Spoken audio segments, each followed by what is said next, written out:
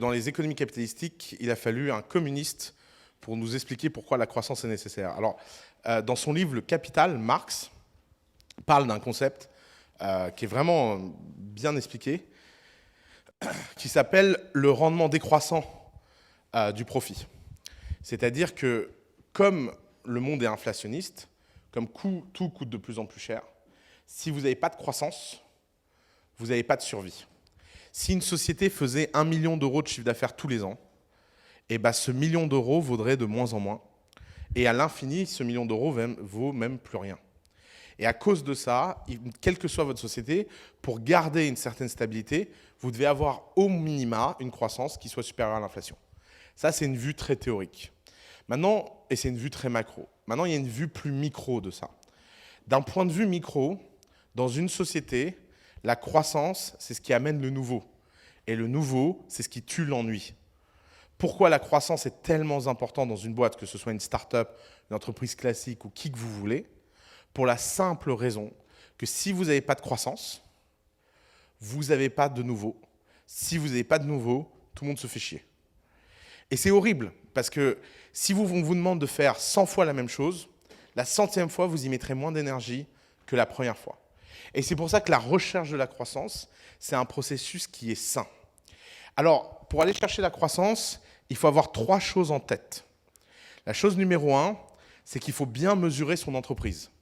Parce que ce qui ne se mesure pas ne s'améliore pas. Et tout ce qui se mesure s'améliore. C'est pour ça que d'ailleurs, il faut faire très attention à ce que vous mesurez. Ça veut dire quoi mesurer? Ça veut dire avoir en place un petit tableau de KPI simple, chiffre d'affaires, revenus, conversion, tout ce qui est important pour votre business, quel que soit votre business. Le plus facile à communiquer possible, c'est-à-dire que ça ne sert à rien d'avoir un tableau et de suivre un tableau avec 70 cases. Ça ne sert à rien, vous n'améliorerez rien. Parce que faire un tableau avec 70 cases, c'est un peu comme faire de l'économie. Vous aurez toujours une case qui excuse pourquoi la case d'au-dessus ou d'en dessous ne marche pas. Alors que si vous avez très peu de lignes, quand ça ne monte pas, vous pourrez vous en prendre qu'à vous-même et vous serez dans une tension pour que ça change. Donc, grand 1, il faut mesurer. Ce qu'on mesure s'améliore.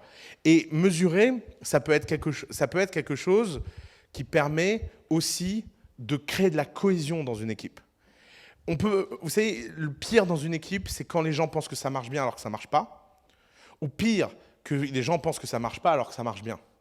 Ça arrive plus souvent qu'on imagine. Et c'est pour ça qu'il faut objectiver au maximum la mesure de la croissance. Parce que objectiver la mesure de la croissance, c'est mettre en place un système dans lequel, toutes les semaines, on peut se féliciter ou être déprimé, mais pour une raison objective. Et autant une équipe déprimée alors que les choses vont bien, c'est toxique, autant une équipe qui boude parce que les choses vont mal, c'est positif. Parce que ça veut dire que le problème a été pris en compte et que personne ne veut rester dans cette situation. Ce n'est pas une illusion, donc c'est quelque chose sur lequel on peut travailler. La mesure, ça doit permettre aussi d'avoir un rapport relatif à soi plutôt qu'un rapport absolu aux autres. Je m'explique. Erreur numéro 1 que font toutes les startups, c'est de penser que les choses ne croient pas à l'infini.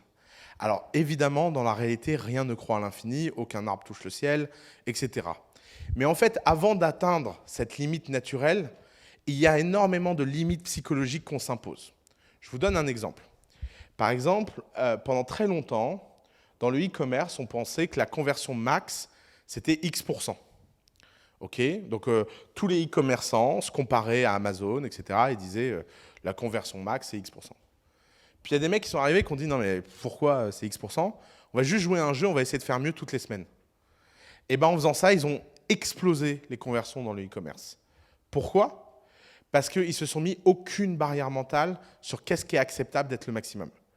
Et un autre exemple un peu plus public qui est marrant, c'est le temps que Uber met à ouvrir une ville. C'est une de mes histoires préférées. Parce que Uber a un tel niveau d'efficacité maintenant qu'ils mettent à peine une semaine ou 2 à ouvrir une nouvelle ville. Et imaginez que vous êtes dirigeant chez Uber et que vous ouvrez votre première ville à l'international.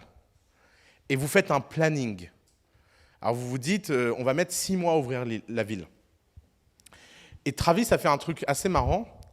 Il a dit, on ne va pas se donner de date, on va essayer de l'ouvrir la plus vite possible. Et en fait, ils pensaient ouvrir la première ville en 6 mois, ils l'ont ouvert en 4. Et puis ils pensaient ouvrir la deuxième ville en 4, ils ont mis 2. Puis ils pensaient ouvrir la troisième en 2, ils ont mis 1. Et petit à petit comme ça. Jusqu'à un point où aujourd'hui, ils ouvrent les villes à un rythme qui paraît complètement absurde. Si vous êtes dirigeant de Uber et que vous voulez jouer CEO pushy et qui donne des objectifs, vous dites on va ouvrir la ville en 1 semaine. Quoi? Ça ne marche pas. Personne ne fait ça. Et si vous ne pouvez pas atteindre l'objectif, vous passez pour un con. Alors que se dire, chaque ville, on l'ouvre le plus vite possible, on met de l'intensité et on essaye d'aller chercher, et ben petit à petit, on peut découvrir des choses, des optimisations qu'on n'aurait jamais pu imaginer a priori. Et ça tient à une propriété métaphysique très particulière, c'est qu'un système complexe s'optimise a posteriori et jamais a priori. C'est très compliqué à comprendre, mais c'est assez simple à se représenter. Si vous imaginez une cathédrale et que vous vous dites « je vais construire une cathédrale », vous êtes dans le monde physique réel. Vous êtes obligé de penser le système d'avance. C'est pour ça que tous les architectes finissent toujours par faire des conneries idiotes. Parce que c'est impossible de penser à tout. C'est impossible de tout prévoir. Et c'est pour ça que l'architecture est un domaine tellement dur. Parce qu'on construit des systèmes complexes a priori. Et c'est pour ça que tous les architectes, sans exception, foirent. C'est impossible d'avoir un bâtiment d'architecture qui réussit. À l'inverse, quand vous bâtissez une entreprise, vous avez une chance extraordinaire. C'est que vous n'avez rien, aucune brique à poster d'avance.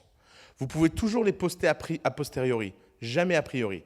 Et donc ça veut dire quoi? Ça veut dire que vous pouvez construire des systèmes par le hasard et optimiser a posteriori quand ça bloque.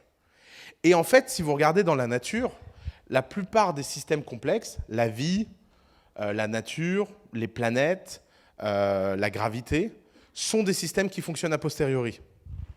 C'est-à-dire que, par exemple, la génétique, quand l'ARN messager copie l'ADN, il fait une erreur toutes les 1000 transcriptions, il fait une erreur au hasard, et de temps en temps, ce hasard produit une mutation génétique qui devient un phénotype qui se répand, parce qu'elle offre un avantage dans la nature. Vous voyez, ça, c'est une optimisation a posteriori. On n'a pas créé cette mutation, personne n'a le dessin de cette mutation génétique. Elle arrive parce qu'un système complexe a décidé de pousser au maximum ces variations, et de temps en temps, ces variations créent des choses étonnantes qui changent le milieu. Et quand on construit une entreprise, on a trop tendance à aimer l'a priori. Et l'a priori, c'est l'absolu. Par exemple, c'est des différences de raisonnement de type « je pense qu'il faut faire 1 000 € dans la semaine » à un raisonnement de type « je pense que chaque semaine, on va doubler nos revenus ». Vous voyez, il y a un raisonnement qui est en stock, un raisonnement qui est en flux. Quel est le problème du raisonnement en stock? Le problème du raisonnement en stock, c'est qu'il peut être atteint, et s'il est atteint, il peut créer de la satisfaction. Et dès que vous êtes satisfait, vous devenez faible, et dès que vous êtes faible, il y a quelqu'un qui peut l'être un peu moins que vous. Parce que la vraie concurrence que vous devriez regarder, c'est jamais celle de vos marchés, parce que l'erreur que font les gens, c'est de regarder les concurrents et de se benchmarker. Mais quand vous regardez les concurrents et que vous vous benchmarkez peut-être sur des gens qui ne le font pas bien. Si vous vous dites « tout le monde gagne 1 000 €, j'en gagne 1 200, je suis trop fort », vous n'êtes pas à l'abri qu'un jour un mec en gagne 20 000 et écrase tout le monde, parce qu'il s'appelle Jeff Bezos. Et qu'en fait, Jeff Bezos, il n'a aucune limite à son compound. Il trouve que ça ne compound jamais assez. En clair, que la croissance n'est pas... Quand Jeff Bezos dit « ouais, on vaut 1 trillion, it's day one », c'est pas du marketing. C'est une vraie croyance culturelle. Pourquoi? Parce qu'il a un pur raisonnement de flux. Est-ce que ça veut dire que Jeff Bezos, un jour, n'atteindra pas un plafond? Sans doute. Mais ce n'est pas grave. Si vous atteignez un plafond parce que vous avez atteint la limite naturelle maximale de ce que vous pouvez faire, bah, vous serez un homme d'affaires ou un entrepreneur incroyablement successful et vous aurez des problèmes métaphysiques que peu de gens ont la chance d'avoir dans leur vie. Donc, enjoy the ride. Et la troisième chose pour la croissance, donc 1, il faut mesurer. 2, il faut raisonner en flux et pas en stock. Et 3, la croissance vient de l'optimisation des process. Il faut toujours réfléchir à où vous pouvez gagner du temps. Si par exemple, vous vous dites qu'un commercial traite 10 clients, je ne sais pas ce que je raconte, mais au moins ça fait des chiffres simples. Okay, vous avez un commercial, ils ne sont pas très doués, ils ne traitent que 10 clients. Bon, okay. Et que si vous avez besoin d'un 11e client, il faut remettre un commercial. Ça veut dire qu'il vous faut 9 clients de buffer par chaque commercial ajouté en perte. On est d'accord? Vous comprenez ce que je veux dire? C'est-à-dire que comme le commercial traite maximum 10 clients, quand vous en rajoutez un la première semaine, il n'en a qu'un. C'est-à-dire qu'il y a une perte virtuelle des 9 clients qu'il n'a pas encore. Cette perte, dans le temps, ça coûte cher. Ça s'appelle un investissement. Si vous voulez scaler à 10 000 clients, vous ne pouvez pas le faire plus vite que toutes les fois où vous pouvez payer 9 pertes le temps. Par exemple, disons qu'un commercial met 8 semaines à atteindre ses 10 clients. Et ben ces 8 semaines-là, si vous voulez 10 000 clients, il faut les payer 100 fois. Donc en clair, il faut payer 800 semaines de commerciaux de perte. Vous voyez, c'est linéaire. Résultat, ça ne marchera jamais. Pour 3 raisons. D'abord, c'est très dur de recruter des gens. Pas facile. Deuxièmement, vous n'avez jamais un argent infini et personne n'est prêt à vous donner un argent infini. Et puis, quand bien même vous arriviez à avoir des gens qui veulent travailler pour vous et vous avez de l'argent, plus vous avez de gens et plus la productivité par personne baisse. Pourquoi? Parce qu'une fois que vous avez 100 commerciaux, vous avez besoin d'un commercial qui gère les commerciaux. Ça s'appelle un manager. Et encore, je suis gentil parce que si vos commerciaux ils arrivent à faire que 10 clients, à mon avis, au 3e, c'est la guerre déjà entre eux, quoi. Parce qu'ils ont beaucoup de temps libre. C'est un cauchemar cette boîte, il ne faut pas investir dedans. Bon, alors qu'à l'inverse, si vous pouvez changer pour un commercial donné de 10 à 20 clients, vous avez une optimisation de process qui est interne et qui ne nécessite aucune réorganisation. Et quand vous avez le choix entre de la croissance qu'on va appeler endogène ou de la croissance exogène, c'est-à-dire extérieure, il faut toujours privilégier la croissance endogène. Et la croissance endogène, elle vient d'une logique extrêmement précise qui est de toujours réinterroger ces process pour toujours se demander si on ne peut pas faire mieux. Et il n'y a rien de pire que faire un process pour faire un process. C'est pour ça qu'il faut laisser la liberté aux gens de pouvoir expérimenter, de pouvoir faire des choses, de pouvoir optimiser certains pans de leur travail. Alors, je vais vous donner un chiffre qui est pour moi le chiffre le plus impressionnant ever. J'aurais dû prendre exactement, mais disons que les ordres de grandeur vont être bons. Capitaine Train, qui est devenu Trendline, gère maintenant à travers toute l'Europe et un customer support centralisé où, à 20 personnes, ils gèrent des millions de demandes tous les mois. Comment ils font? Tout simplement parce que depuis le premier jour chez Capitaine Train, il y a des ingénieurs dont le seul métier est de regarder comment les gens en support client travaillent et de leur faire gagner des micro-minutes et des microsecondes, etc., à chacune de leurs étapes.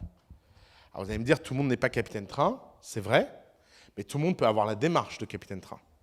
C'est-à-dire que, évidemment que tout le monde ne peut pas avoir des ingénieurs à temps plein, mais tout le monde peut utiliser Zapier. Tout le monde peut aller en ligne et optimiser un process.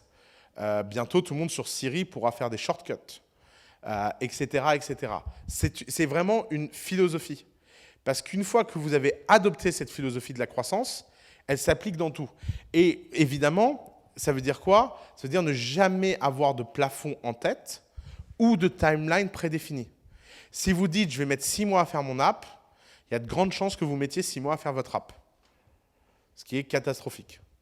Parce que si ça se trouve, vous auriez pu la faire en 2 semaines. Et vous ne le saurez pas tant que vous n'aurez pas compressé le temps. Alors, on revient à un truc que je dis tout le temps dans Coup d'État, c'est que si vous regardez les 3 ingrédients du cuisinier entrepreneur, à savoir l'argent, le temps et les gens, il n'y a que le temps qui ne se remplace pas. Donc, tout ce que vous devez faire au sein d'une organisation, c'est de faire économiser du temps, de libérer du temps. Et ça vient aussi, cette mentalité, dans votre rôle de chef d'entreprise. Quand vous êtes un chef d'entreprise, vous avez une responsabilité fondamentale qui est de gagner du temps et de libérer du temps pour faire de nouvelles choses et aller chercher de la croissance. Ça veut dire quoi? Ça veut dire en un, apprendre à déléguer. Là, le plafond de verre numéro 1 de croissance, c'est l'absence de délégation et le manque de délégation des chefs d'entreprise. Et le manque de délégation vient de quoi? Vient d'un raisonnement en stock et pas d'un raisonnement en flux. Encore la même erreur, je m'explique. Imaginez que vous êtes un super commercial. OK? Et puis, vous êtes le meilleur vendeur de la boîte.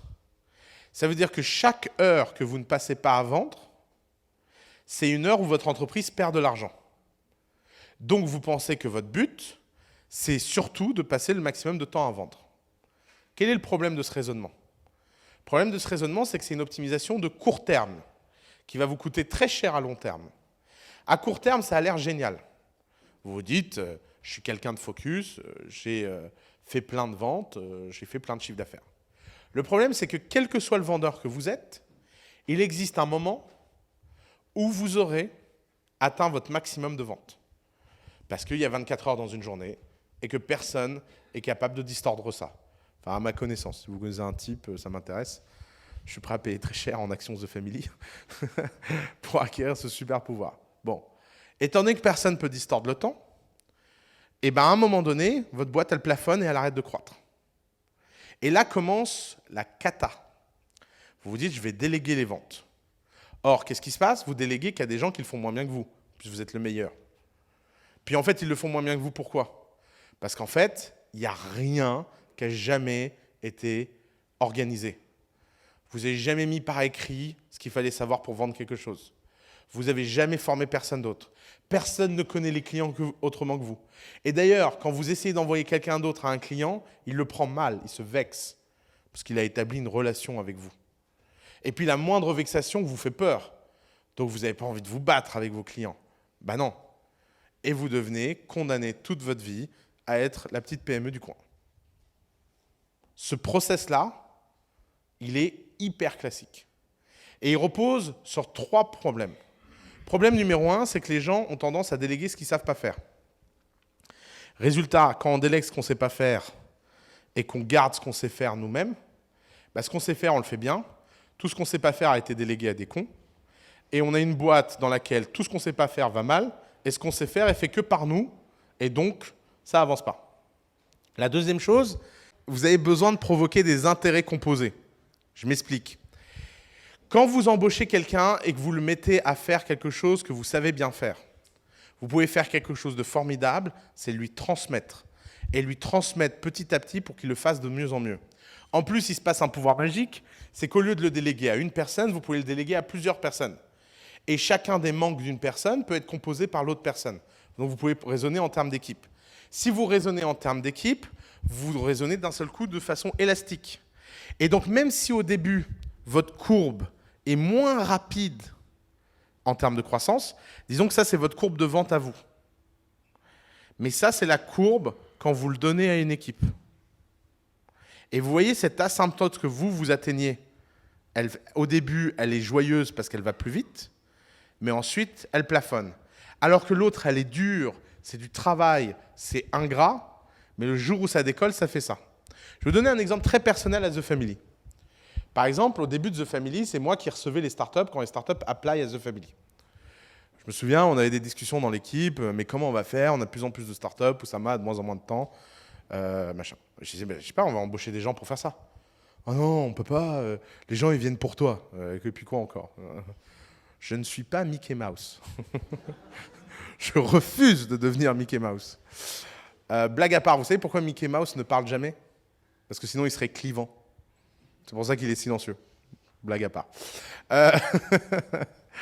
Donc, qu'est-ce que j'ai fait? Eh ben, j'ai fait ce qu'on appelle un vrai process de délégation. Étape numéro 1, embaucher des gens, de préférence jeunes et malléables. Surtout pas des gens avec de l'expérience et qui se prennent pour des pros. Horrible. Il n'y a rien de pire qu'essayer de déléguer à ces gens-là. Ils croient savoir ce qu'il faut faire, machin. Non, vous prenez des gens vraiment... En plus, s'ils tremblent un peu quand vous leur parlez, c'est encore mieux. C'est le bon début d'une bonne relation. Ensuite, vous leur donnez l'opportunité de vous suivre en silence. Étape numéro 1 de toute délégation et de tout apprentissage, fermer sa gueule. Tout le monde a envie, quand il vient dans un travail, de la ramener, d'avoir des idées, etc. La probabilité que vous ayez une idée intéressante dans un boulot la première semaine est très faible, en fait, puisque à peu près toutes les idées à la con qui vous viendront sont déjà venues au type qui vous a donné le boulot pendant des années. Donc, étape numéro 1, fermer sa gueule et assister à beaucoup de rendez-vous. Étape numéro 2, parler beaucoup à la fin de chacun de ces rendez-vous. Qu'est-ce qui s'est passé? Qu'est-ce que tu as pensé de ça? Pourquoi tu as cru à ce moment-là qu'il allait dire ça? En fait, il a dit ça. Ah, tu pensais que j'allais pas le prendre, pourtant je l'ai pris. Ah, tu pensais que j'allais le prendre, pourtant je l'ai pas pris. Pourquoi? Et mettre tout ce qui se passe ici le plus possible là. Alors, il y a beaucoup de déperditions, évidemment. C'est très, très dur d'expliciter tout ce qu'on pense. Mais comme on le fait beaucoup, eh ben, on commence à transmettre quelque chose. Et là commence l'étape 3 de la transition, étape très contre-intuitive. Vous disparaissez d'un coup. Et vous prenez le type et vous le jetez. Donc après avoir fermé sa gueule, d'un seul coup, il est responsable du truc à 100%. Et là, qu'est-ce qui va se passer? Eh bien, va commencer le moment le plus dur. L'enchaînement des conneries. Parce qu'en fait, il n'y a que dans la vie imaginée des chefs d'entreprise où vous déléguez un truc à quelqu'un et ça se passe bien. Non, ça se passe mal. Et là commence le point le plus important. Votre responsabilité à vous. 2 règles. Quand un de vos collaborateurs foire, c'est toujours de votre faute. Il y a quelqu'un qui se plaint parce que Lorenzo, c'est machin en apply, c'est moi qui m'excuse. D'ailleurs, j'ai poussé le vice, moi, à un point encore plus loin. Je leur ai donné ma boîte email pour parler en tant que moi, pour s'excuser pour leurs conneries. Comme ça, ils peuvent eux-mêmes écrire les conneries avec ma voix et changer d'onglet. Moi, j'aime mon temps libre. Règle numéro 2, toujours être bienveillant vis-à-vis de ça et leur donner un maximum confiance en eux. Qu'est-ce qui va se passer? Si vous ne vous êtes pas trompé, que vous n'avez pas pris des abrutis, il n'y a pas une infinité d'erreurs possibles. Et si vous arrivez à leur faire le plus vite possible, qu'est-ce qui se passe? Eh bien, en général, en moins d'1 an, ils zonent le truc. Et après, c'est là que ça devient vraiment enjoyable. Ils commencent à le faire mieux que vous. Parce que vous faisiez ça à côté de plein d'autres trucs. Sauf que maintenant, vous avez des machines spécialisées.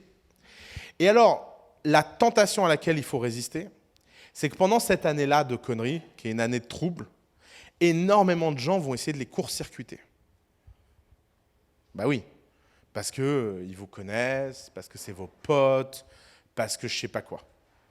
Ne jamais faire d'exception. Jamais. Votre frère, il appelle à The Family, il va parler à Lorenzo. La meuf que vous voulez épouser appelle à The Family, elle va parler à Lorenzo. Votre femme rentre à The Family, elle va parler à Lorenzo. C'est hyper important. Parce que sinon, vous mettez en fait un système où il y a plusieurs niveaux et les gens pensent qu'il existe des hacks dans votre système. Et leur autorité à ces gens à qui vous avez donné une délégation est de 0. Mais vous voyez, ce processus-là, il faut le faire sur tous les métiers. Quand vous êtes patron d'une entreprise, vous n'êtes pas le premier employé de l'entreprise, vous êtes le premier actionnaire. Et en tant que premier actionnaire, vous ne devriez même pas être dans les bureaux. D'ailleurs, un des trucs que moi j'ai imposé au début à mes 2 charmants cofondateurs, Alice, Nicolas et moi, on n'a pas de bureau à The Family. D'accord? C'est un symbole de ce qu'est notre avenir à The Family. Il existe un jour dans lequel The Family peut vivre avec nous 364 jours en vacances sur 365. Et ça devrait être l'objectif de tout entrepreneur qui se respecte.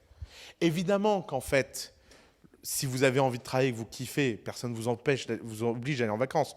Je ne pense pas qu'un jour, je quitterai The Family, je n'arrive même pas à imaginer ce que ça veut dire. Mais je serais très heureux d'avoir un jour, des semaines entières à The Family, où je ne passe mon temps qu'à faire les choses que j'ai envie, quand j'ai envie, sans jamais ressentir la moindre obligation. Ça, c'est le pouvoir suprême. Et ça veut dire beaucoup de travail pendant beaucoup d'années avec des gens qui restent longtemps dans votre équipe. Et c'est pour ça que dans une entreprise qui vise la croissance, le traitement, le recrutement des gens est la fonction suprême. Vous voulez de la croissance, vous êtes le RH de la boîte. Puisque la croissance ne passe pas par les process, Les process, c'est les employés qui les créent eux-mêmes. La croissance, elle passe par votre capacité à mettre des gens qui savent faire ces process, à qui vous allez donner le bon contexte et à qui vous allez donner le bon état d'esprit. Si vous regardez par exemple le process d'Apply as a Family, avant il fallait envoyer un email, maintenant il y a un formulaire en ligne. Avant, il n'y avait pas de système où on traquait les candidats, donc on en perdait plein en chemin. Moi j'appelais ça la sélection naturelle. Bon, bah maintenant à peu près tout le monde reçoit un email, grosso modo, etc. Mais vous voyez, c'est mieux. Et si c'est mieux, c'est bien. Et si c'est bien, c'est qu'on peut faire mieux. Et c'est un cycle. Et ce qu'il faut mesurer, c'est pour ça que ce qui est important, c'est de mesurer, c'est qu'est-ce qui se passe dans la qualité de vos applies. Et donc, qu'est-ce que la KPI que moi je regarde? C'est combien de champions on produit par an. Et donc, on regarde en 2013 combien on a produit de champions, combien on a produit de champions en 2014, combien on a produit de champions en 2015. Et si ça monte, et ben même si l'équipe Apply n'est qu'à 70% de la qualité à laquelle moi je le faisais, individuellement, et ben 70% x 3, c'est mieux que d'avoir quelqu'un qui se prend pour le roi du monde et qui continue à le faire toute sa vie. Et c'est vrai pour toutes les fonctions de l'entreprise. Et c'est ça que vous devez avoir en tant que chef d'entreprise, c'est créer une organisation autonome qui vous dépasse et qui vous libère. Et si vous arrivez à faire ça, eh ben vous arriverez à garder la chose la plus importante qui ne se délègue jamais, la prise de décision stratégique. Parce que par contre, à l'inverse, si vous possédez vraiment votre boîte, vous êtes le seul à connaître la boîte à 360. Et pourquoi c'est toujours le fondateur dirigeant d'une boîte qui doit prendre les décisions?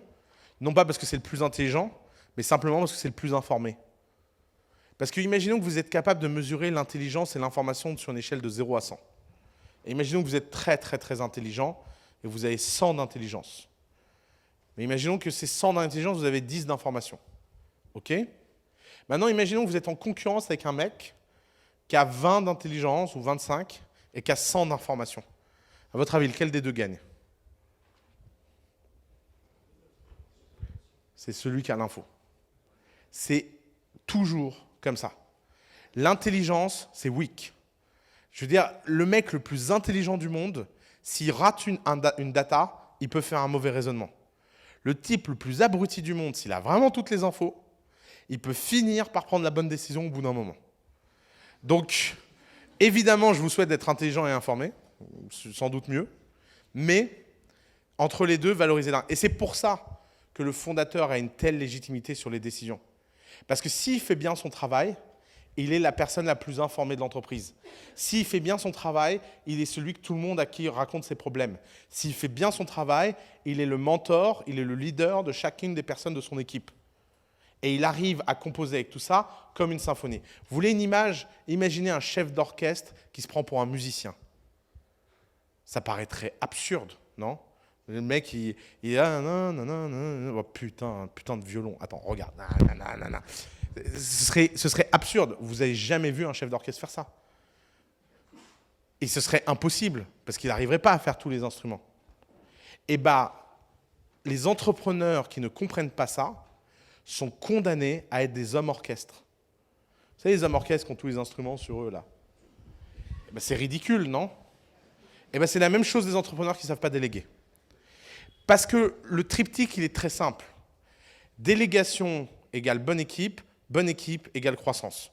Croissance égale capacité de délégation, parce que plus d'argent.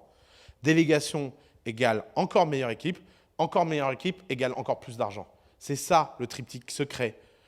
Signe Illuminati, putain. J'ai été démasqué. Vous avez jamais vu les vidéos sur moi qui racontent que je suis un reptilien, non? C'est mes préférés sur YouTube.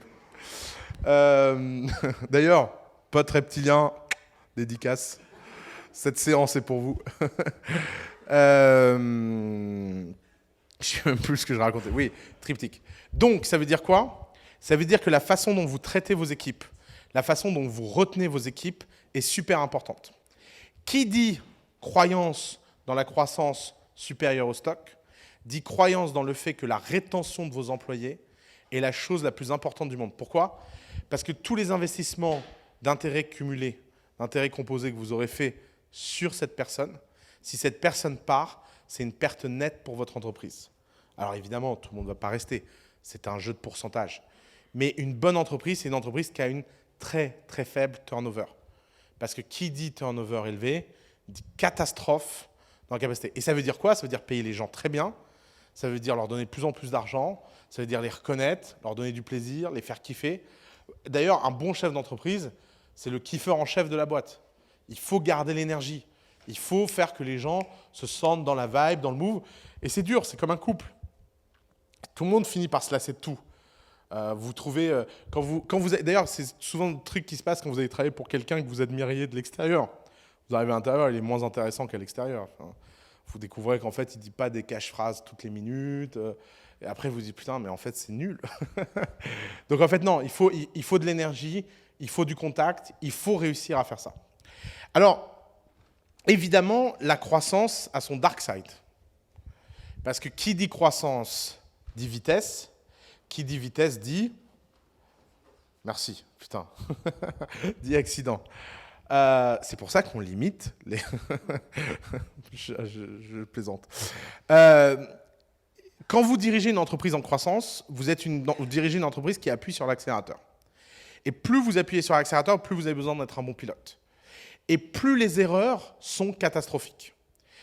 Moi, j'ai pris cette leçon avec Save, où Save, qui était une entreprise de The Family qui est partie dans le mur, ils ont fait des petites erreurs, en fait. Tout le monde imagine qu'ils ont fait des grosses erreurs. Ils ont fait des petites erreurs.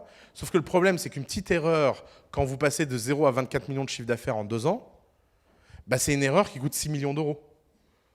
Dans n'importe quelle autre boîte, si vous faites une erreur de recrutement, bah oui, ok, on a perdu 10 000 balles. Mais chez Save, vous faites une erreur de recrutement, vous avez perdu 6 millions.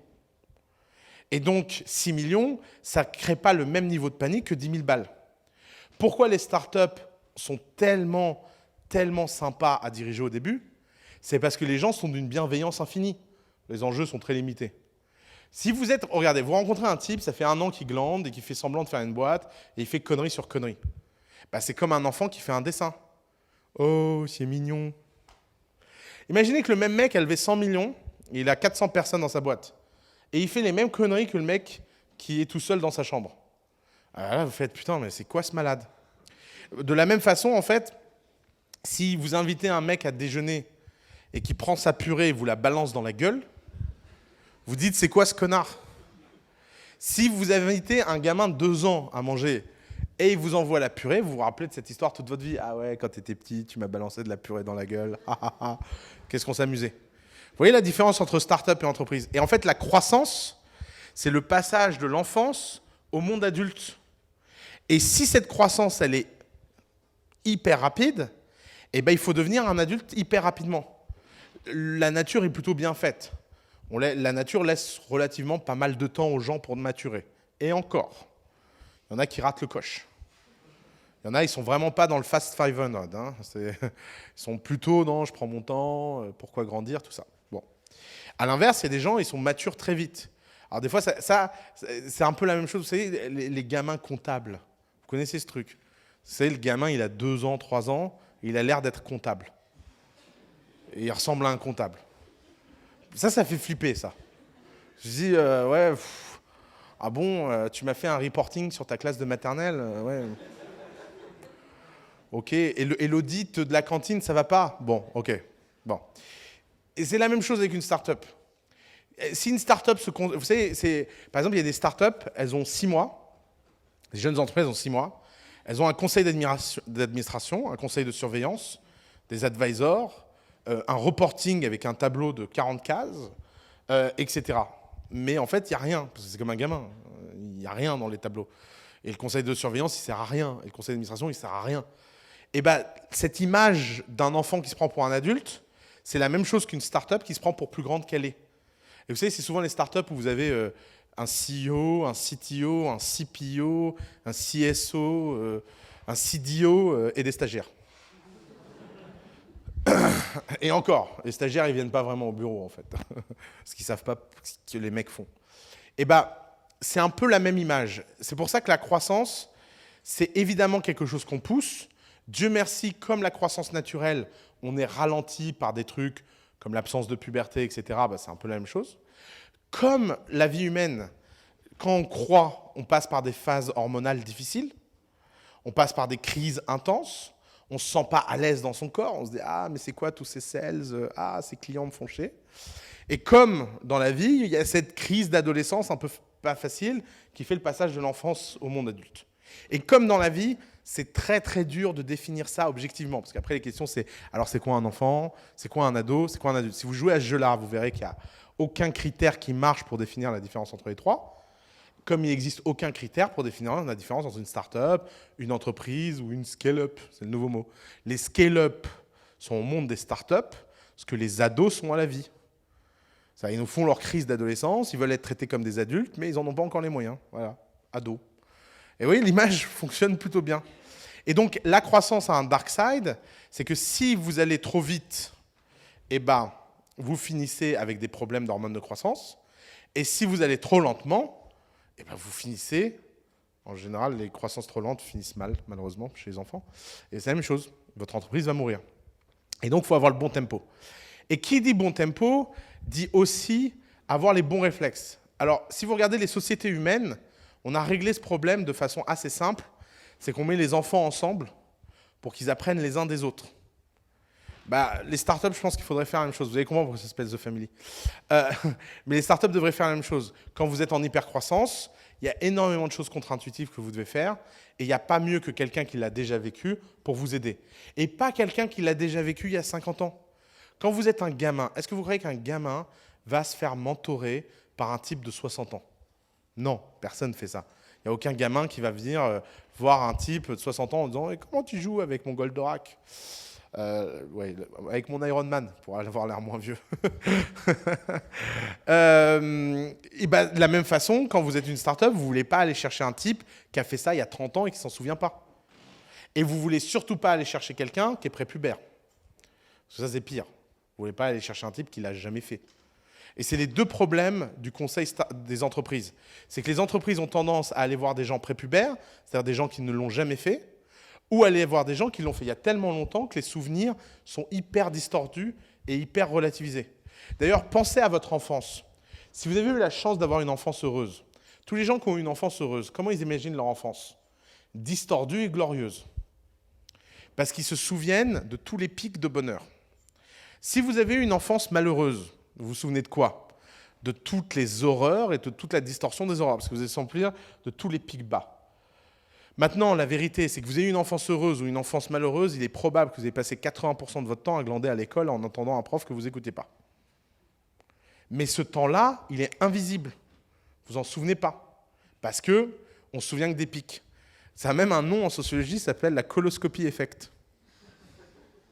Pourquoi? Parce que dans une coloscopie, on ne se souvient que quand ça rentre et quand ça sort. Et si ça se passe bien à ces deux moments-là, ça se passe bien pendant toute la coloscopie.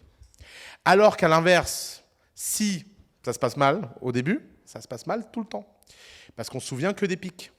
Et donc, évidemment que quand on demande à quelqu'un de se rappeler de comment il faisait sa boîte et tout, vaut mieux que ce soit il n'y a pas longtemps. Et c'est pour ça que le mentor idéal, c'est quelqu'un qui a créé sa boîte il y a 2 ans. Et qui a peut-être 2 ans d'avance sur vous, 3 ans d'avance sur vous. Parce qu'il est tout juste aux étapes les plus concrètes où il peut avoir les conseils les plus concrets. Si vous allez voir un vieux mentor et que vous disiez comment il faut recruter, il vous dira qu'il faut recruter lentement, il faut virer vite, il vous donnera des conseils très méta. Si vous allez voir un mec qui a fait une boîte il y a 2 ans, il vous dit comment recruter, tu dis, ce mec-là, tu oublies, c'est un con. Par contre, ce mec, il est génial parce que ABC. Vous voyez? Ça change complètement le rapport. Et c'est ce qui fait qu'on rentre dans la croissance. La croissance, c'est l'obsession de l'opérationnel. C'est l'obsession du détail. C'est le fait de faire que chacun des détails et chacun des éléments sur lesquels vous pouvez interagir aille dans le bon sens. Et c'est essentiel d'être au point dans chacune de ces étapes. Parce que si vous oubliez quelque chose dans l'équation, comme vous êtes en croissance, vous le payez 10 fois plus cher. Et c'est ça, en fait, le dark side de la croissance. D'ailleurs, qu'est-ce que les gens ils ont dit à propos de Save? Ils ont dit qu'il fallait aller moins vite. J'adore quand les gens disent ça. D'ailleurs, j'ai même une proposition de petit objet à vendre en boutique The Family. Ce serait un petit panneau que vous mettiez à l'entrée de votre boutique qui dit « Dégage, connard, on croit trop vite ». Comme ça, quand les clients viennent et demandent un truc, ils veulent tous acheter le même truc le même jour. Vous dites « Non, excusez-nous, on est en croissance ». Puis vous sortez le panneau comme ça.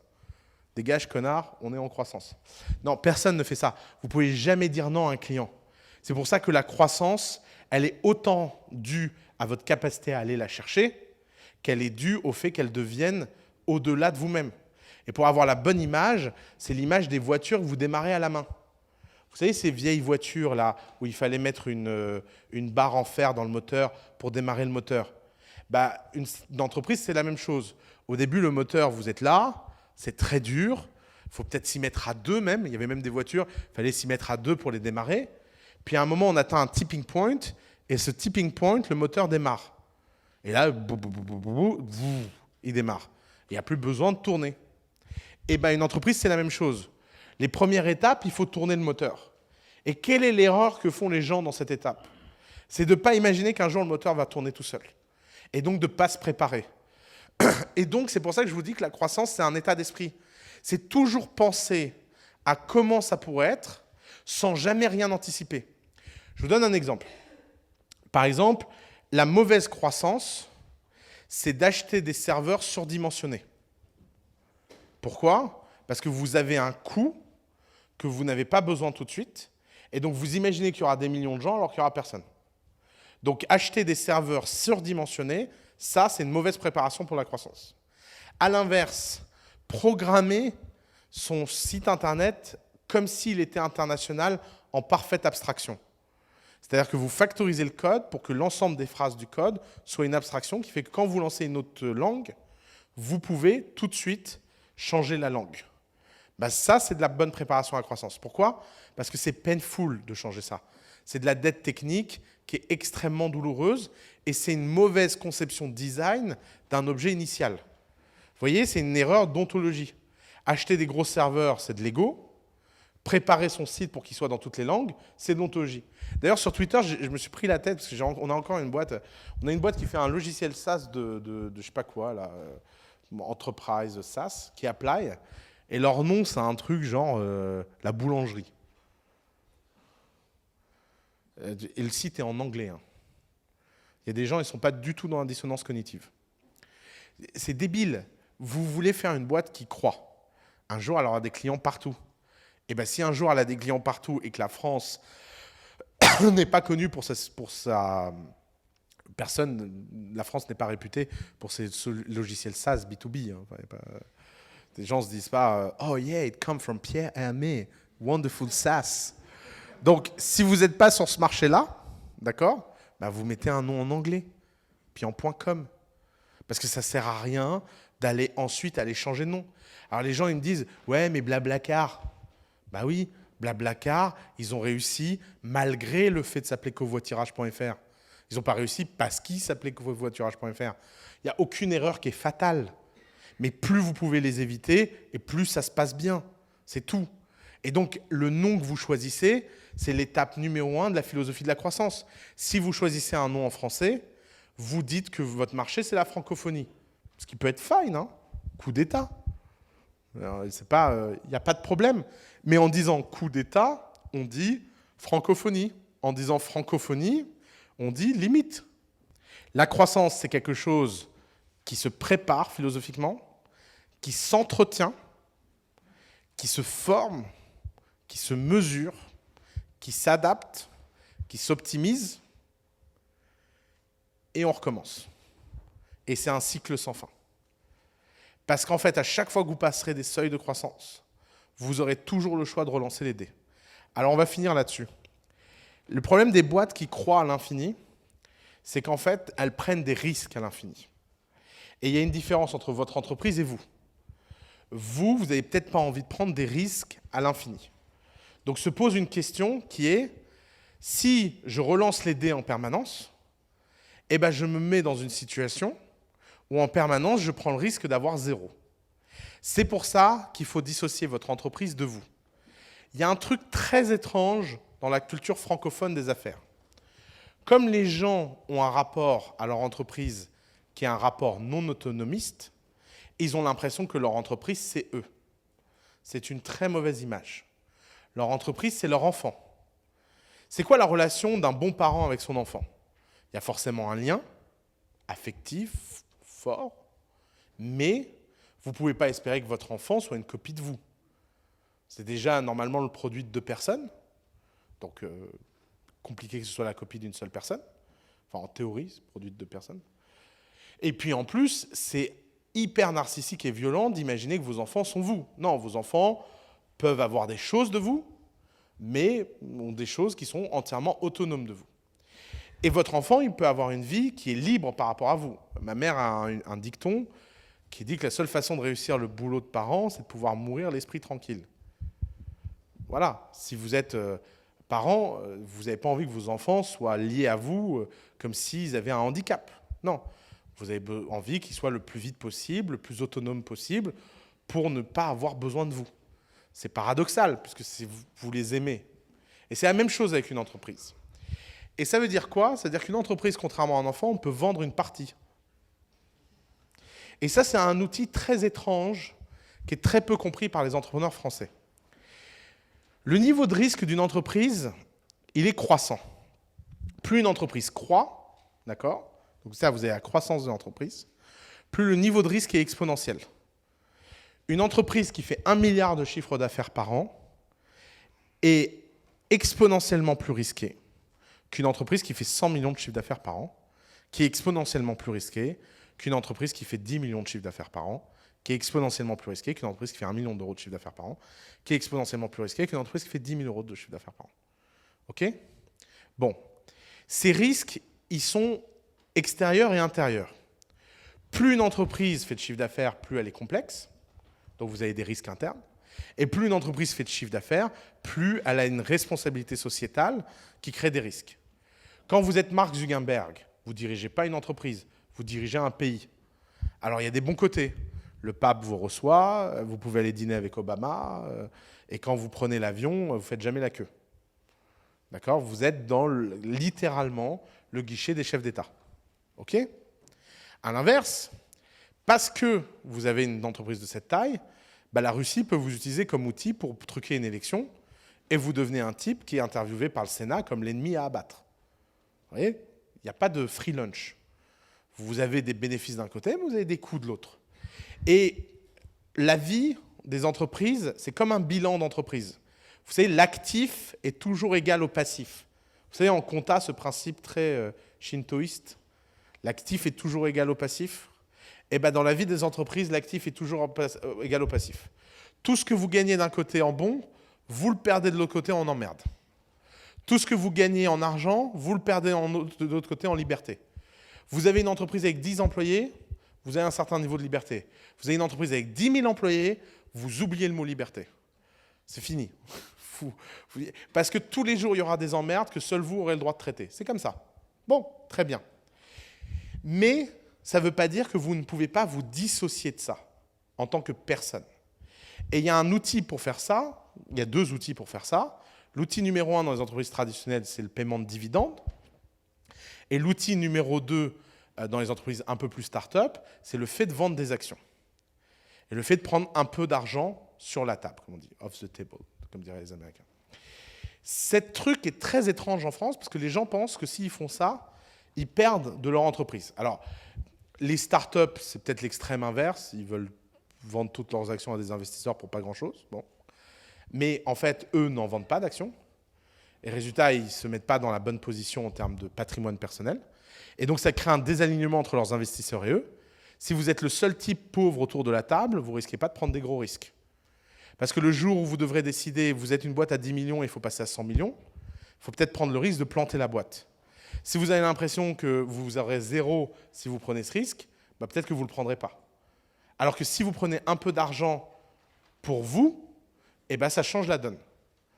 Et de la même façon, moi je vois plein de chefs d'entreprise qui ont des PME rentables pendant des années, ils ne se payent jamais le moindre dividende, puis un jour leur marché se retourne et ils font toutes les erreurs du monde. Pourquoi? Parce que tout ce bénéfice accumulé pendant des années, une fois que l'entreprise va mal, vous ne pouvez pas vous le distribuer. Là, ce serait une faute de gestion. Et ensuite, vous avez tout le résultat productif d'année qui est simplement défoncé pour faire survivre une entreprise qui aurait dû mourir. D'ailleurs, les gens font ça dans leur vie. Ça s'appelle l'épargne pour la retraite. C'est connu. C'est le moment où vous êtes le moins actif et le moins en forme, vous avez le plus d'argent. Non, dépensez de l'argent que vous n'avez pas quand vous êtes jeune, kiffez et passez votre vie à rembourser. Oui, le Zurichois a un avis là-dessus.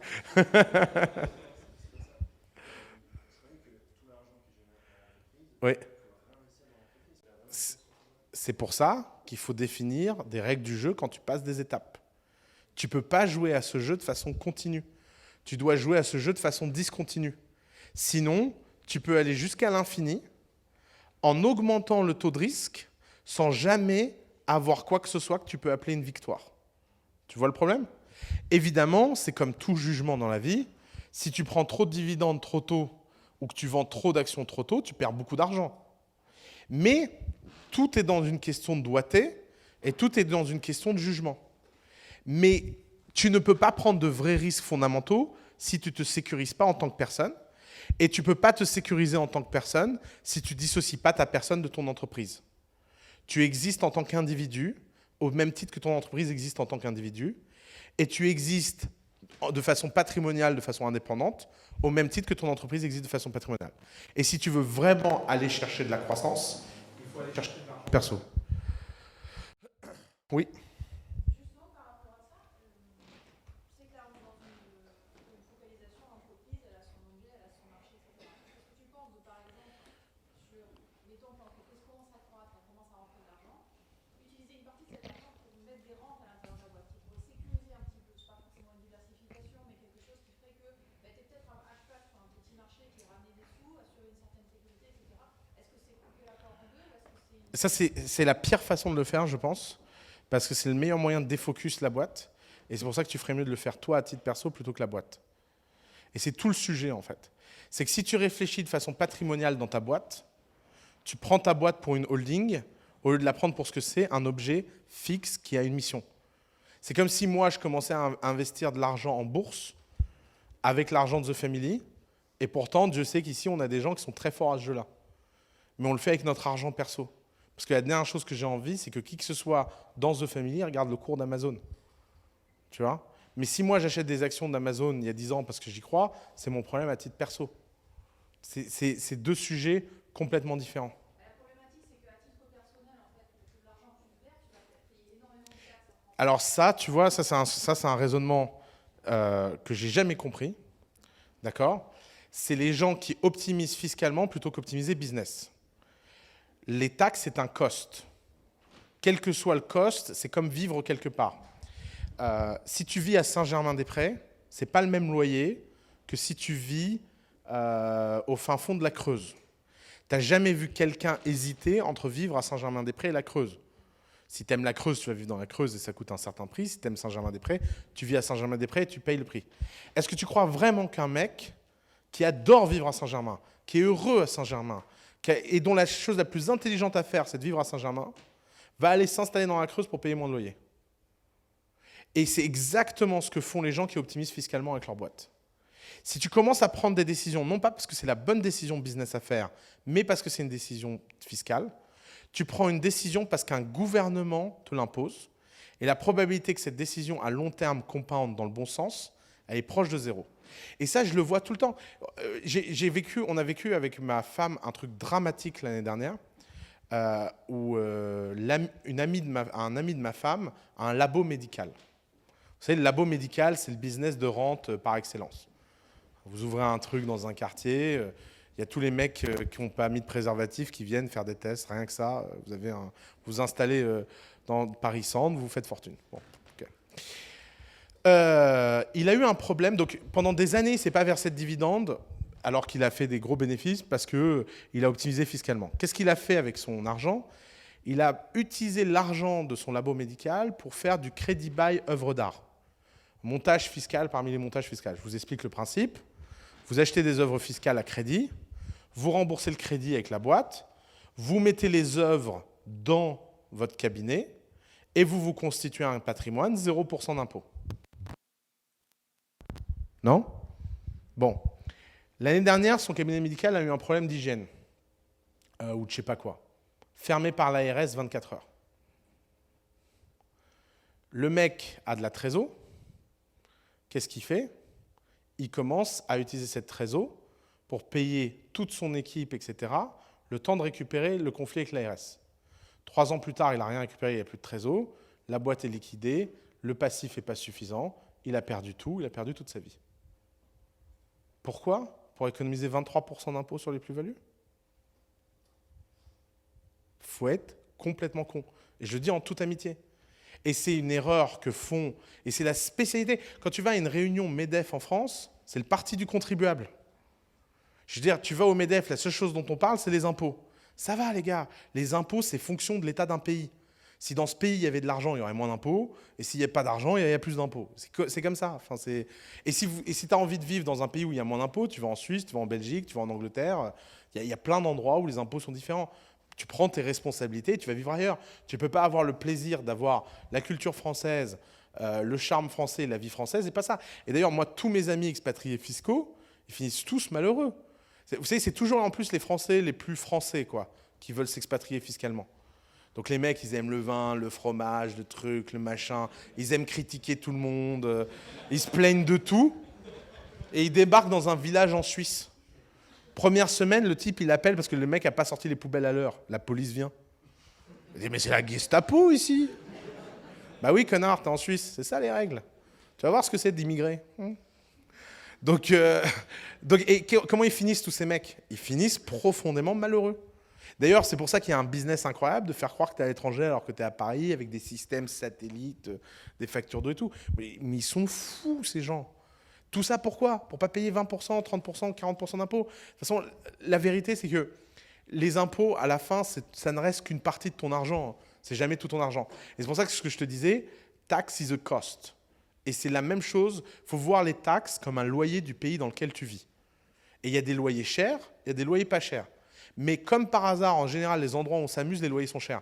C'est quoi les 2 villes des États-Unis où les impôts sont les plus élevés? San Francisco et New York.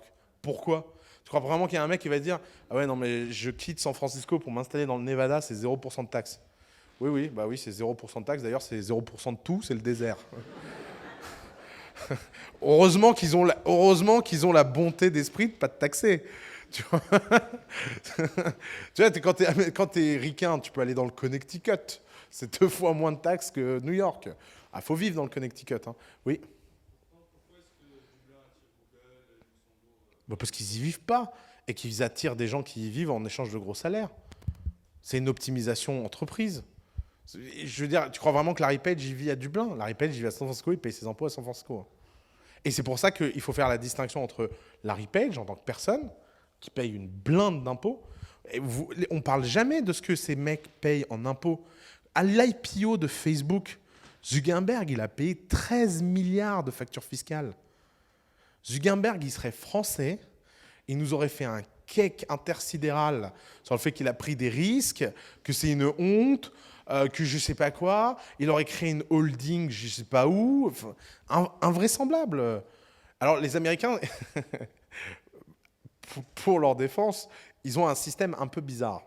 C'est que les Américains payent les impôts aux États-Unis ou qui vivent dans le monde. Et les Américains considèrent que ce soit toi en personne qui possède quelque chose ou une holding, tu as le même taux d'impôt. Puisqu'ils considèrent que ce que la holding possède pour des raisons non professionnelles, c'est de l'impôt personnel. Donc ils rendent toutes les holdings du monde transparentes. Et en plus, ils forcent toutes les banques, tous les comptables et tout à comply, sinon ils les envoient 30 ans en prison, où qu'ils soient dans n'importe quel pays. Donc Zuckerberg paye ses impôts. Mais tu vois, c'est bizarre. Pourquoi le pays le plus dur au monde fiscalement? Parce que les États-Unis sont le pays le plus dur fiscalement au monde. Personne n'optimise fiscalement aux États-Unis. Optimiser fiscalement aux États-Unis, c'est 30 ans de tôle. C'est vraiment... je ne crois pas que Balkany soit en tôle. Hein. Jusqu'à preuve du contraire. Balkany aux États-Unis, il est à Guantanamo. D'accord? Pourquoi le pays le plus dur fiscalement au monde produit le plus de richesses? Parce que personne ne peut optimiser fiscalement. Résultat, ils prennent des décisions business. Et comme la pression fiscale est forte, il faut prendre des bonnes décisions business parce qu'il faut gagner beaucoup d'argent pour produire beaucoup d'argent. C'est aussi con que ça. Et donc, quand tu prends une décision pour des raisons fiscales, tu prends toujours une décision qui n'est pas pour une raison business. Et quand tu les prends pour une raison qui n'est pas business, l'enfer commence. Et d'ailleurs, la meilleure blague, je ne vous dirai pas le nom, mais c'est mon histoire favorite à Paris. Il y a un fonds parisien, un très très gros fonds parisien, qui a travaillé avec les meilleurs fiscalistes pour optimiser son montage fiscal. Et, sauf qu'ils ont oublié qu'ils étaient français. Et donc, qu'est-ce qui s'est passé? Donc, ils ont payé des millions pour avoir un montage que François Hollande a changé avec un amendement. D'ailleurs, François Hollande n'a pas changé l'amendement en pensant à ces gens-là. Il les connaît pas. Enfin, non, ils font des trucs, quoi. Donc, ils ont repayé un autre montage. Et le jeu a continué pendant 10 ans, la durée du fonds. Et à la fin, les cost of lawyer étaient supérieurs aux bénéfices du fonds. Et c'est une histoire vraie. Hein. C'est délirant ce que tu peux faire quand tu as des problèmes idéologiques comme ça. Parce que et c'est pour ça que le MEDEF n'ira jamais nulle part dans ce pays. Parce que leur putain d'obsession, c'est des trucs... il faut des subventions, il faut le CICE, il faut... Mais en plus, il n'y a personne qui comprend rien. Donc, ne faites jamais rien pour des raisons fiscales. Alors, question, les gars. Vous devez avoir plein de questions. Ouais.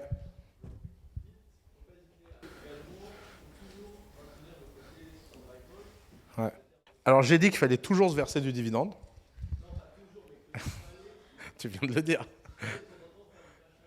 Voilà, on vient de passer toujours à de temps en temps. Merci déjà pour la précision. Et de l'autre côté, j'ai dit qu'il fallait toujours vivre comme un survival. Comment on réconcilie les deux? Alors, c'est pour ça qu'il faut avoir des cases. Ton entreprise devrait toujours être en survival. OK? Donc, case numéro 1, ton entreprise. Ton entreprise, on va lui donner un nom de personnage. Bob. Bob, c'est pas toi. Bob, il a besoin d'avoir faim. Bob, il a besoin d'être musclé. Bob, il a besoin de pas kiffer. Et Bob, il a besoin de toujours être en guerre. Ça, c'est Bob. D'accord? Toi, tu es le créateur de Bob.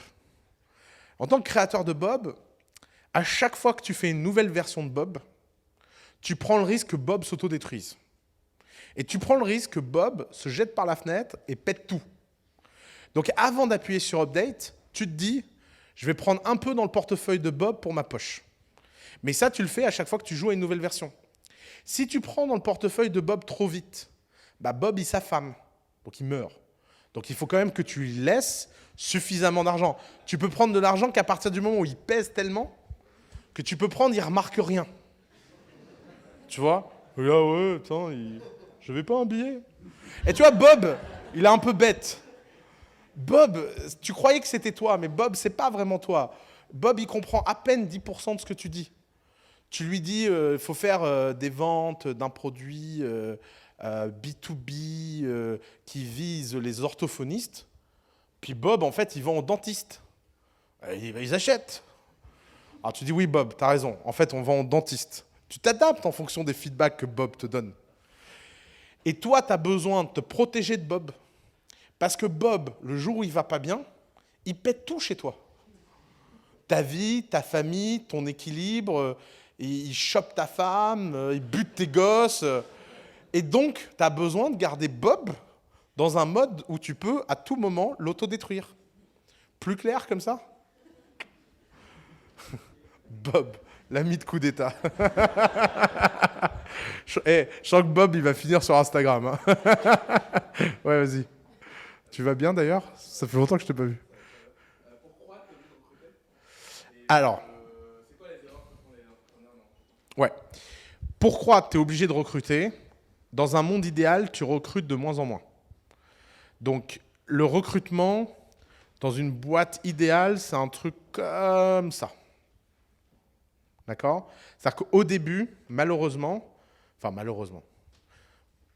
au début, tu as besoin de mettre des gens qui ne sont pas au top en termes de productivité parce qu'ils sont en phase d'apprentissage. Donc, tu as plein de gamins. Avec toi, qui es toi-même un gamin. Et petit à petit, tu as moins besoin de racheter de gamins en fonction de l'activité. Ce n'est pas linéaire. C'est vraiment comme ça, pour que les revenus soient comme ça. Alors, comment on fait pour bien recruter? Pour bien recruter, en général, il faut faire 3 choses. Première chose, il faut comprendre quels sont tes angles morts. On a tous des biais. On a tous des choses qui nous attirent. Par exemple, je vais vous en donner un, moi, qui m'énerve, qui est un de mes biais personnels qui m'énerve beaucoup. Je suis beaucoup moins dur avec les gens qui viennent de peu qu'avec les gens qui ont eu beaucoup. En tant qu'ex-pauvre, tout ça, ça me touche, quoi. En général, c'est les premiers qui se font virer à The Family. Hein. Parce qu'ils ne sont pas jugés de la même façon au début, ils n'arrivent jamais à rattraper cette truc. Et tu vois, c'est un biais. Il n'y a pas de raison que quand tu embauches quelqu'un, tu es la moindre. Dans les deux sens. Tu n'as pas à embaucher quelqu'un parce que c'est un héritier. Tu n'as pas à ne pas l'embaucher parce que c'est un héritier. Tu n'as pas à embaucher quelqu'un parce qu'il s'est construit tout seul. Et tu n'as pas à ne pas embaucher quelqu'un parce qu'il s'est construit tout seul. Tu dois être neutre là-dessus. J'arrive pas à être neutre là-dessus. C'est comme ça. Bon, j'ai fait 10 conneries. À la 10e, tu dis, OK, il y en a marre. J'ai cette espèce d'angle mort. Donc, ce que je vais faire, je vais demander à quelqu'un de m'aider à chaque fois qu'il y a un profil comme ça. Donc maintenant, quand il y a un profil comme ça à The Family, c'est plus moi qui le vois. Il passe, il passe pas, il passe pas. Je donne à quelqu'un qui n'a pas cet angle mort. À l'inverse, tu dois entretenir tes points forts. Par exemple, moi, j'ai un point fort, c'est que j'ai un rapport aux gens. J'adore les défauts des gens. Je pense que les gens se définissent mieux par leurs défauts que les qualités. Les qualités des gens, je trouve que ça n'a aucun intérêt. Les gens disent « Ah, il est merveilleux, il est généreux, il est honnête et tout ». Aucun intérêt, boring. Pourquoi ? Parce qu'en général, les qualités des gens, c'est jamais ce qui reste sous pression. Je veux dire, vous êtes hyper sympa, c'est la guerre, c'est pas ce qui va rester. Hein. C'est bon, ok, oui, il est sympa. Qu'est-ce qu'on en fait ? Alors que si j'arrive, tu vois, à voir une petite pépite, tu vois, un petit truc qui tourne par rond, je peux construire beaucoup de choses là-dessus. Et quand tu embauches les gens pour leurs défauts, c'est hyper prédictible. Si par exemple, tu prends un commercial qui est vaniteux, c'est facile d'entretenir sa vanité. Il faut qu'il fasse des ventes. Donc ça crée une belle boucle. Si tu prends un mec qui a l'air d'être humainement hyper équilibré et tu lui dis tu deviens commercial, il y a de fortes chances qu'il ne vende jamais rien. Hein. Parce que c'est un boulot de gens qui ont cette énergie-là. De la même façon, si vous voulez travailler, 100% des gens qui travaillent à The Family ont l'ego très bien placé, pour le dire gentiment. Parce que quand vous êtes à The Family, à un moment ou à un autre, il faut monter sur scène. Si vous êtes du genre introverti, etc., et vous montez sur scène, ça ne marche pas, quoi. Si on commence à vous mettre des employés de The Family, ça a beau être des gens formidables, vous allez tous nous prendre pour des cons. Hein. Ben, c'est comme ça. Il faut de tout pour faire un monde. Mais par contre, au sein d'une entreprise, il faut créer un alignement parfait entre les défauts dont vous avez besoin et de la boîte que vous êtes en train de construire. Ça, c'est le deuxième point. C'est que si tu arrives à vraiment savoir sur quoi appuyer, tu peux créer une homogénéité d'équipe. Et la troisième chose, c'est que pour bien recruter, tu as besoin de penser croissance plutôt que stock. C'est-à-dire que les talents ne sont pas disponibles à la plupart des boîtes. Si tu es Google, tu veux embaucher des talents. Parce que tu gères une rente. Donc, quand tu es Google, tu veux un mec qui sort de Stanford, MBA, premier de la classe, qui n'a jamais eu de problème dans sa vie, qui a des parents qui l'aiment, qui est lisse sur toute la ligne. Parce que le mec est là pour gérer une rente. Et quand tu gères une rente, tu ne veux pas que les gens déconnent. Tu veux pas un mec qui vient, il pisse dans le salon, il casse la commode. Non, tu veux Sundar Pichai, quoi. Tu vois, Sundar, c'est un mec extraordinaire pour ça. Il a monté les échelons, il a été on the bench pendant 4 ans à Google.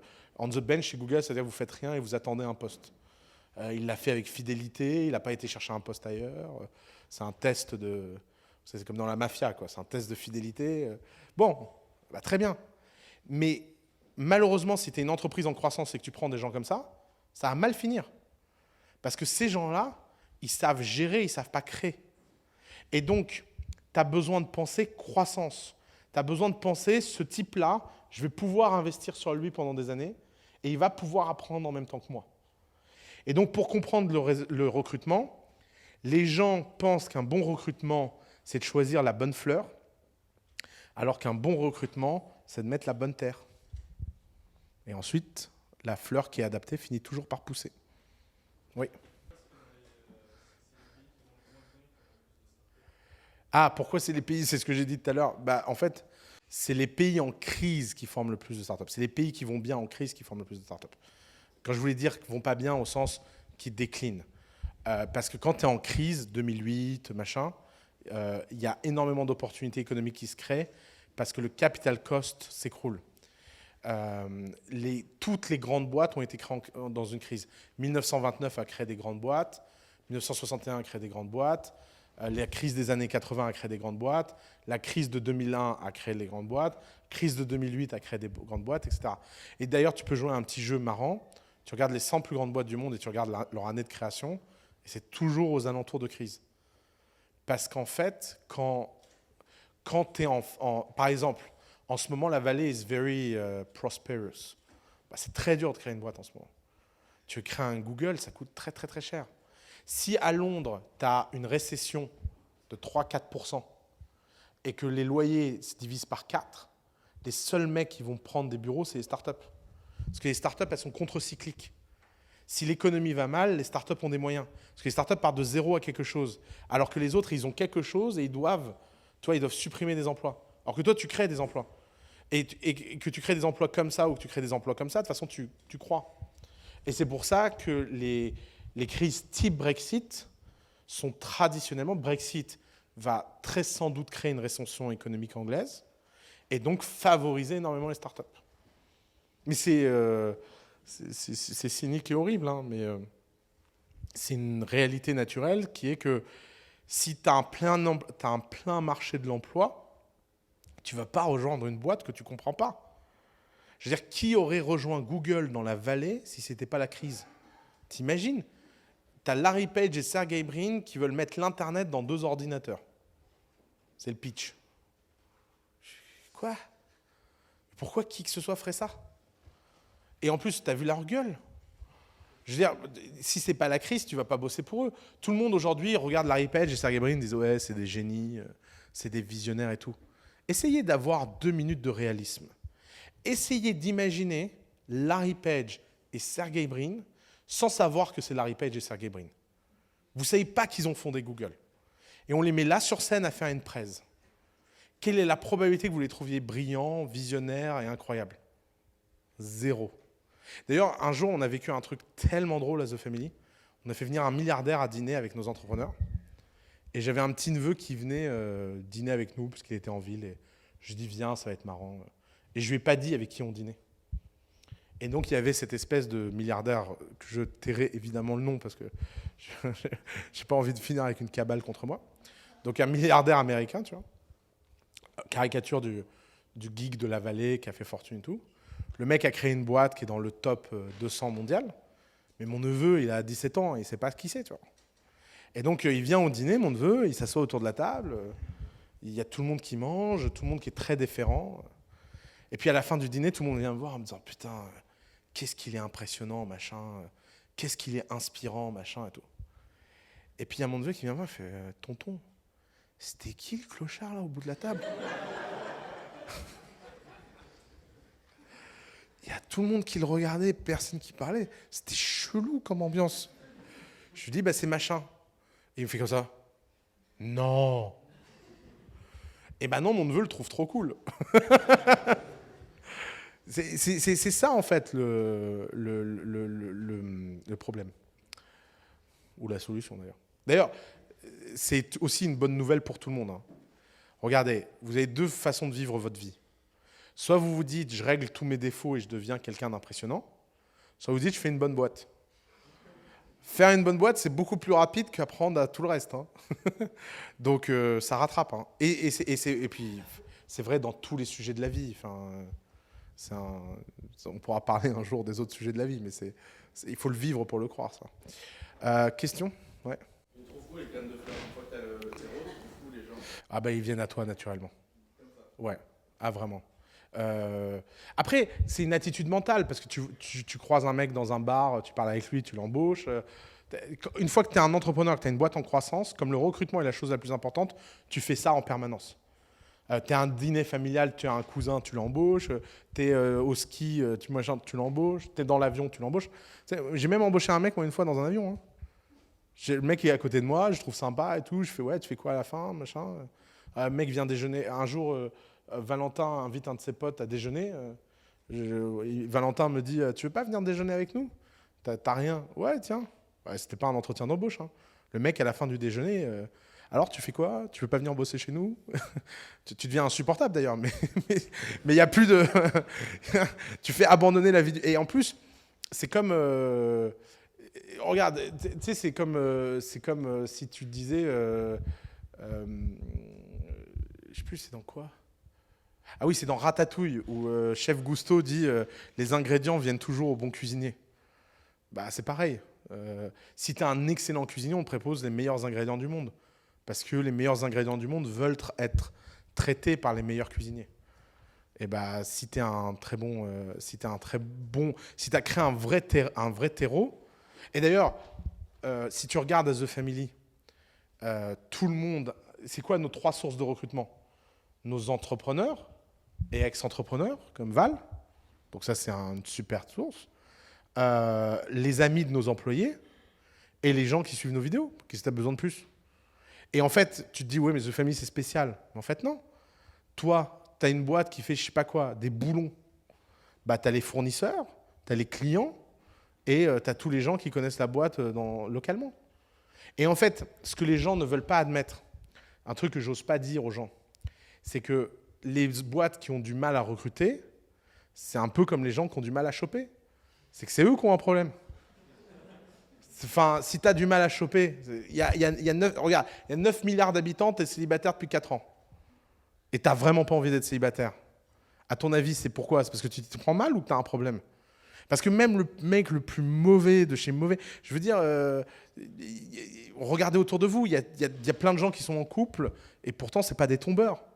Et ils sont horribles. Et ils disent des trucs, tu te dis, mais t'as vraiment dit ça à ton premier rendez-vous?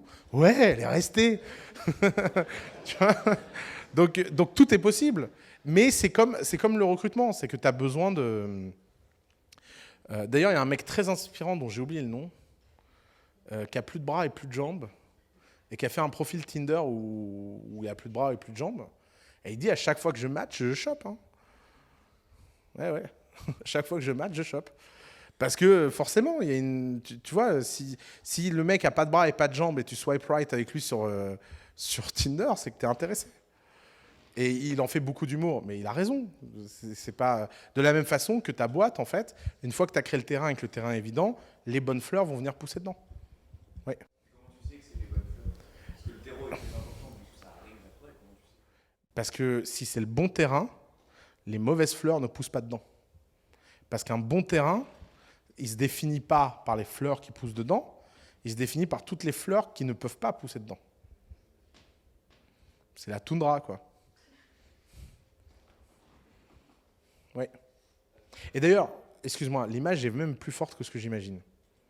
Parce qu'en fait, si tu y réfléchis, une entreprise hyper prospère, qui a beaucoup d'argent, c'est une terre riche.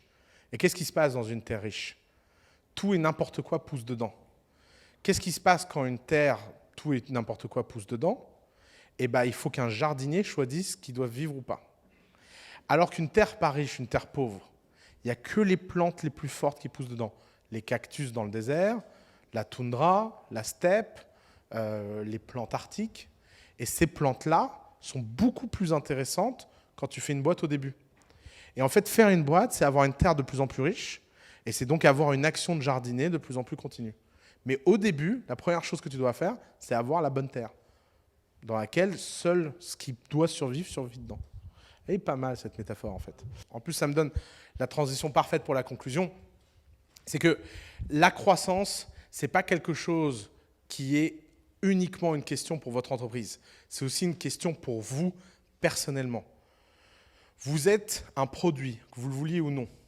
Que vous le vouliez ou non, au-delà de votre complexité, de votre personnalité, de votre charme, de vos détails et de tout ce qui définit ce que vous êtes vous, pour les autres, vous ne serez toujours qu'une caricature.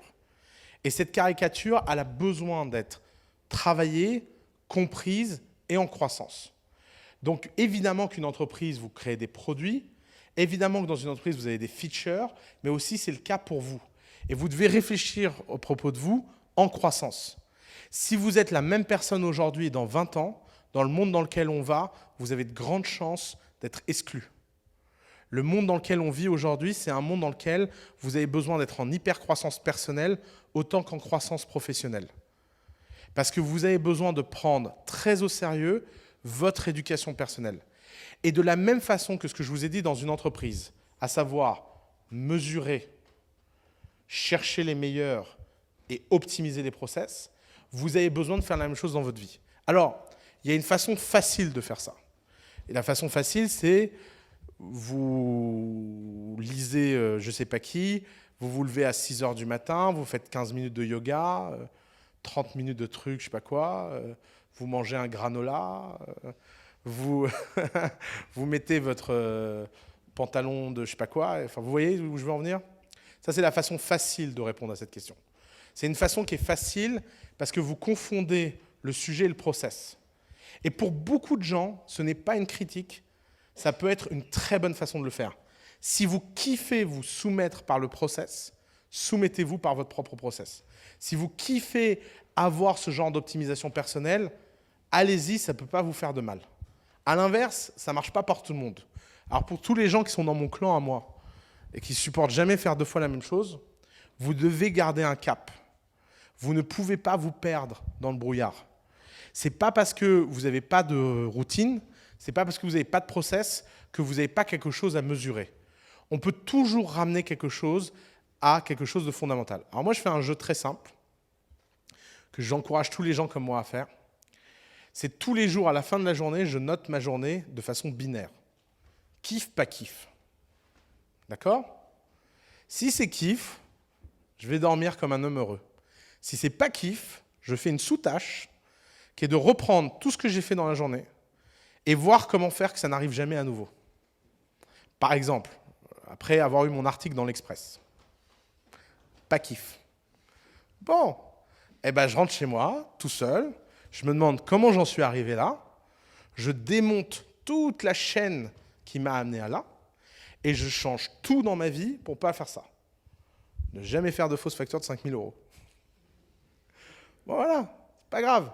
Vous apprenez. Vous avez fait une connerie, vous avez subi la connerie, vous avez payé le prix de la connerie, ça ne se reproduira jamais. OK? Et ça, c'est une façon toute bête, non pas d'optimiser a priori par le process, en se disant « je vais croître parce que tous les jours, de 6h15 à 7h, je vais lire ». Parce qu'en fait, les gens qui lisent tous les jours de 6h15 à 7h, je ne sais pas comment ils font pour lire, moi. Ça, je ne comprends pas. Par contre, je peux me dire, est-ce que vraiment, aujourd'hui, j'ai eu un sentiment de fulfillment? Et si j'ai eu un sentiment de fulfillment, qu'est-ce que je peux faire pour l'avoir plus? Et si je ne l'ai pas eu, qu'est-ce que je peux faire pour que ça n'arrive jamais? C'est la fameuse optimisation a posteriori. Mais prendre au sérieux votre croissance personnelle, c'est la clé pour prendre au sérieux votre croissance professionnelle, qui est la clé pour prendre au sérieux la croissance de votre entreprise. Tout ceci est lié, et c'est pour ça que vous avez besoin d'être cohérent.